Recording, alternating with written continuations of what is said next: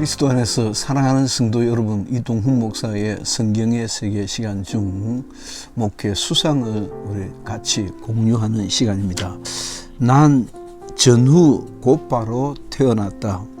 한국 전쟁이라고도 하는 6.25 전쟁은 1950년 6월 25일 발발하여 1953년 7월 27일 정전협정의 체결로 전쟁 중지 중이다. 정전이죠. 정전 중이다.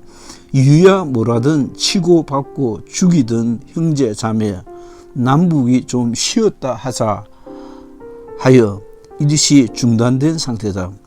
보다 바람직한 형태는 지난 정부에서 애썼던 종전과 전쟁을 끝내는 것이지요. 평화협정이라 할 수 있겠다. 도대체 북의 망나니들이 하는 짓을 믿을 수가 없는 것이 큰 문제다. 오늘 6월 20일인데 오늘만 해도 전쟁의 한편 불씨였던 구소련 현 러시아의 푸틴 대통령과 북한의 똥돼지가 남북 협상과 공동성명을 통해 둘은 전쟁이 발생하면 자동 개입한다는 투의 매우 중요한 성명을 발표했다. 어려서부터 자세한 영문을 모른 채 잊어라 어찌 우리 그날을 짓밟아 오던 날을 하고 불렀으나 정확히 뜻도 의미도 몰랐다. 이제야 알고 보니 당신은 전쟁의 생채기가 고스란히 남아있던 그야말로 전쟁 직후였다. 그리고 30년이 지난 1983년 이산가족 찾기 방송이 있어 전 국민을 울고 울리고 웃고 기뻐하고 눈물 콧물 다 흘렸던, 심지어 본인도 여의도 찾아가서 수많은 인파 속에서 걸어보기도 하고 전쟁의 상체기를 생각해 보기도 하였던 기억이 고스란히 살아있다. 역시나 그 헤어짐과 아침의 참뜻을 알기는 역부족이었다. 이제야 전쟁이라는 말의 참뜻과 아픔과 정말 그러지 말아야 했음을 절감한다. 도대체 미치지 않았음에야 어떻게 형제, 부모, 사촌, 친구들이 미친 듯이 서로 싸우고 피 터져라 죽이기를 주야관도 없이 계속할 수 있었을까? 이렇게 뒤늦게 깨닫고야 인생이 얼마나 어리석고 미련한지를 알게 된다. 인생의 어리석음이 어찌 남북한만의 충돌이었을까? 개인적으로나 지역 간으로나 불통과 분쟁과 대화 안됨이 똑같이 아니하겠는가 하는 생각이 든다. 해방 후 80년이 지났으나 남북이 여전히 대립하고 있다. 못 죽여 눈에 핏발이 서 있는 형국이라 하겠다. 오히려 전쟁의 배후요 주역이었던 구소련의 지도자는 무슨 좋은 일이 있기라도 한 듯 웃음에 얼굴에 웃음기가 넘친다.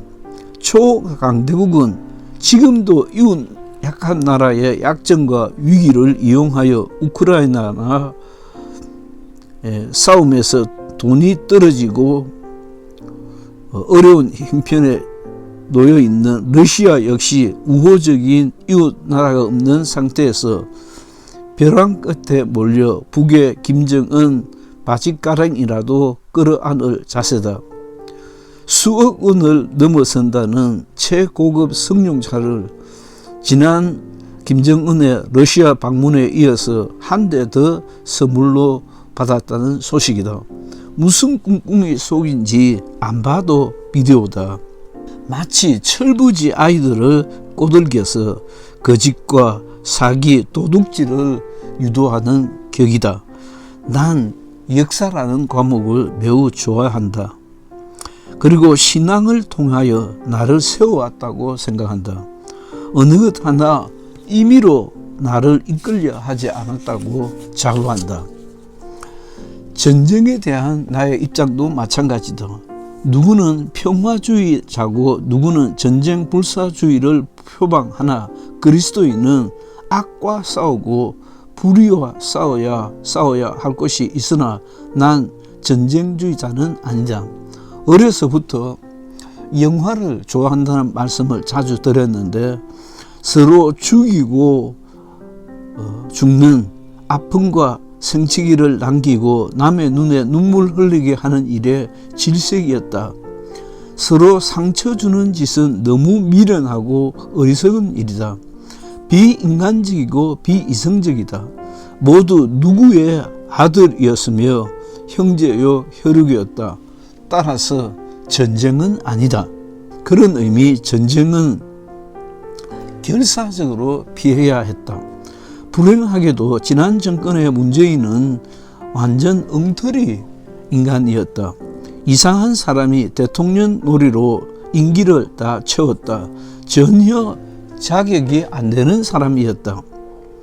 완전 자격 미달, 함량 미달이었다. 어디에서도 대통령의 실력과 품격을 찾을 수 없는 사람이 참 요령 있게 국민을 속였다. 그러기에 퇴임까지 고공행진의 지지율을 유지함에도 불구하고 재임에 실패했다. 정말 지지를 많이 받았다면 재임에 성공했을 텐데 그 지지는 조작된 지지였다는 것입니다.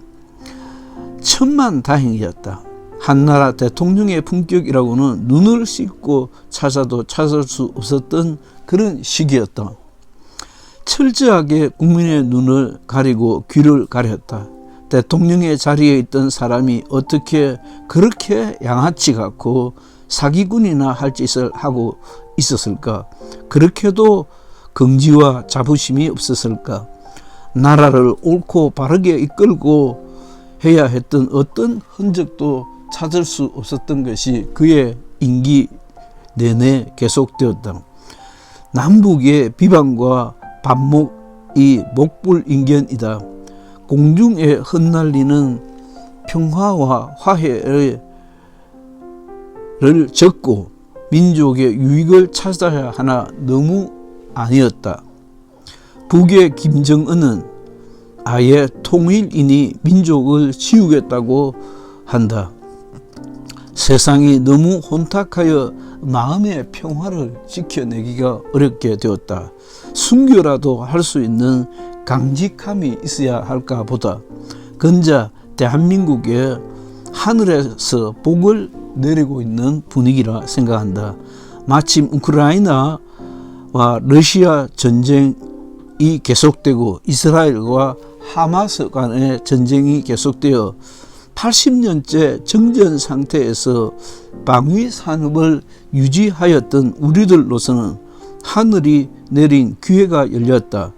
여기저기 제법 강성한 나라에서도 전쟁 물자를 사겠다고 대한민국을 찾고 난리다. 가격도 제대로 받을 수 있게 되었다. 노태우 대통령 당시 러시아에 빌려준 차관이 러시아의 사정으로 현금으로 갚지 못하고 전쟁 물자 지식으로 바꾼 것이 돈벼락이 되어 돌아올 줄이야 누가 알았겠는가. 우리나라가 백색 가전제품의 왕자에 오를 줄 알았겠으며 지금 세계를 석권하고 있는 대한민국의 K반도체며 K자동차며 오늘 아침에도 전기 자동차가 대한민국의 아시아에서 최고다. 그렇게 많이 팔리고 있다는 것입니다. 대한민국의 놀이가 대한민국의 음식 문화가 세계의 주목을 받을 줄 알았겠는가. 외에도 언급할 것이 여럿이다. 하나님이 이 민족에 값진 기회를 주셨다는 생각이 든다. 전쟁의 아픔을 넘어 아시아 아프리카의 어려운 나라를 돌아볼 수 있는 자유와 평화의 천사 국가가 되어보면 어떨까? 세계 평화를 견인할 수 있는 자랑스러운 기독교 국가, 믿음의 나라는 어떻겠는가 하는 생각이다. 글 이동훈 목사의 성경의 세계 시간 중 목회 수상을 통해서 서로 믿음을 나누는 시간이었습니다. 감사합니다. 이동훈 목사였습니다.